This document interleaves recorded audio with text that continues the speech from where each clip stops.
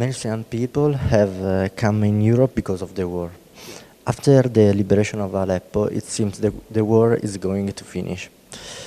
What would you like to say to people who have run away from their home?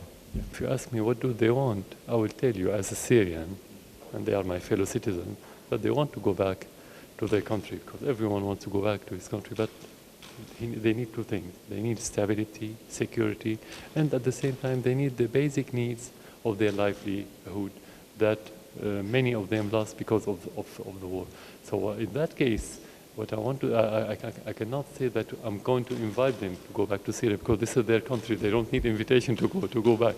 But what I would like to say in that case is to the European officials who created this problem, by supporting the terrorism directly or indirectly in our country, and they created this flood of Syrians going to Europe. At the same time, they say we are supporting them from a humanitarian point of view. They don't need your support in your country. They need your support in our country. They need to stop supporting terrorists. They need to lift the embargo that pushed many Syrians to go to Europe because of the embargo, not only because of the terrorism. Because of the embargo, they cannot live anymore in their country. Thank you. Many political analysts think the Syrian no to the pipeline routes proposed by Qatar may be one of the reasons why the war had begun in 2011. How important has been your no to Qatar in the beginning of the war? It is one of the important factors, but it wasn't offered to us publicly. But I think it was planned. There was two routes crossing Syria.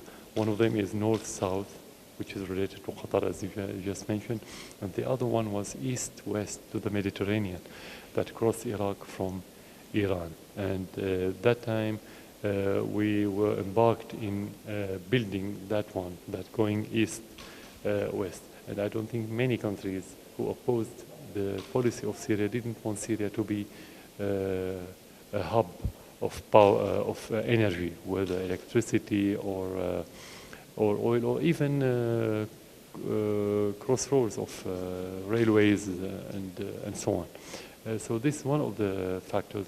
But the one related to the north-south and Qatar, it wasn't proposed to us directly. Terrorism is a global threat. Last week, Germany has been attacked by Daesh. Is the Syrian government helping Europe to fight against terrorism? If it is, how are you doing it? Yeah, this is simple, evident to say. I can help you if you want to help yourself. But if you don't want to help yourself, how can I help you? The problem with Europe, that they don't want to help themselves. They are working, I mean, the officials and the governments working against their interests. They are working against the interests of their own people. They are supporting the terrorists. If they are supporting the terrorists in our region in order to have terrorism attack in Europe, how can I help them? I cannot. If you don't have good policy before intelligence, you cannot achieve any result, whether through the intelligence or militarily or any other way. Politics is the umbrella. So the politics in Europe are in support of those terrorists. When they change their politics, we're going to be ready to help them. The last question, Mr. Assad. Christians have suffered a lot because of the war. Yeah. What kind of role may they have in helping Syria today? Yeah.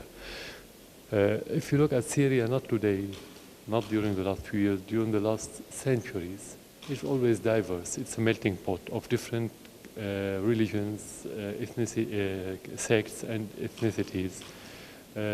We have wide spectrums of diversity.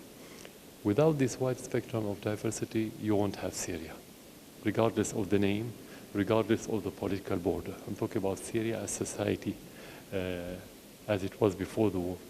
Because of this war, you have many demographic changes, whether because of the displacement of the people internally or externally. My impression, and I'm confident about that, after the war, the majority of the Syrians will go back to Syria. So the Syria is going to, let's say, if you want to use the word reborn, naturally, because it doesn't vanish yet. And this is for second, this war has brought many Syrians together. they learn the lessons, so many lessons, that if we don't accept each other, if we don't respect each other on every level of this world, you cannot have unified society. Without this unified society, Syria cannot reborn. So I think not only to talk about the reborn of Syria, I can feel today that if you don't have terrorism, the social society is going to be much stronger than the society that you knew before the war, because of the lesson that we've learned. Thank you, Mr. Thank you.